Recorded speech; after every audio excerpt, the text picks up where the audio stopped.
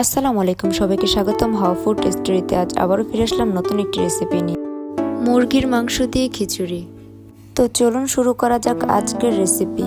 প্রথমে একটি কড়াইতে মুগ ডাল ও মসুর ডাল নিয়ে হালকাভাবে ভেজে নেব।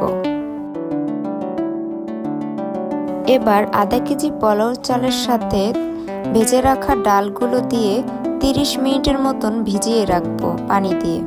এরপর চুলায় অল্প আছে দারচিনি, এলাচ, তেজপাতা ও জিরা, সাথে 4 থেকে 5টা শুকনো মরিচ ভেজে নেব।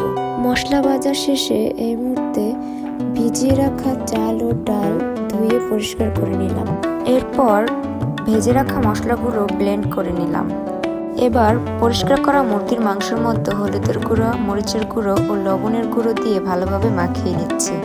এভাবেই 5 মিনিটের জন্য রেখে দেব।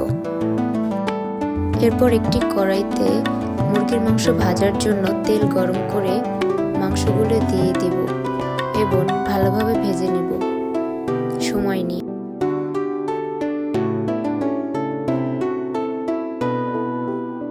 এই পর্যায়ে মুরগির মাংস ভাজা শেষ। এবার একটি হাঁড়িতে পরিমাণ মতো সাদা তেল ও সরিষার তেল দিয়ে দিচ্ছি।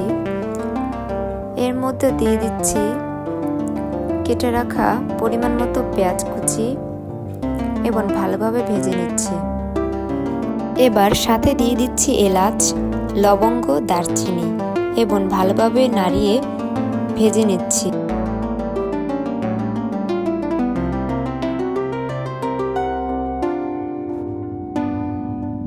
পেঁয়াজ ভাজা হয়ে গেছে। এখন পরিমাণ মতো হলুদের গুঁড়ো, মরিচের গুঁড়ো ও সাথে স্বাদ মতো লবণ দিয়ে নাড়িয়ে নিচ্ছি।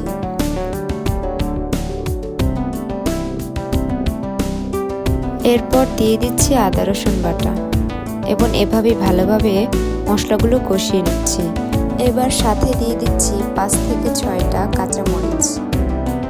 এরপর মশলাগুলোর মধ্যে দিয়ে দিচ্ছি গরম করে রাখা পরিমাণ মতো পানি। এরপর পানিটা উতলানো পর্যন্ত অপেক্ষা করব। এই মুহূর্তে পানি উতলে গেছে। এখন এখানে চাল ও ডাল সমান ভাগে দিয়েছি। এভাবে কিছুক্ষণ ঢাকনা দিয়ে রেখে দেব। কিছুক্ষণ পর ঢাকনা তুলে নিলাম, ভালোভাবে নাড়িয়ে নিলাম যেন লেগে না যায়। এই পর্যায়ে আবারও ঢেকে রেখে দিলাম। এরপর ভেজে রাখা মাংসগুলোর মধ্যে ব্লেন্ড করা মশলাগুলোর সাথে অল্প পরিমাণ সরিষার তেল দিয়ে মাখিয়ে নিচ্ছি।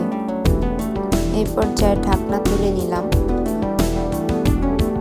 সাথে কেওড়া জল ও গোলাপ জল দিয়ে দিচ্ছি।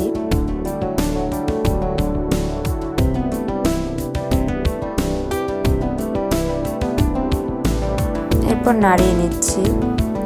এই পর্যায়ে ঢাকনা দিয়ে নিলাম এবং কিছুক্ষণ পর ঢাকনা তুলে মাখিয়ে রাখা মাংসগুলো দিয়ে ভালোভাবে নাড়িয়ে নিচ্ছি।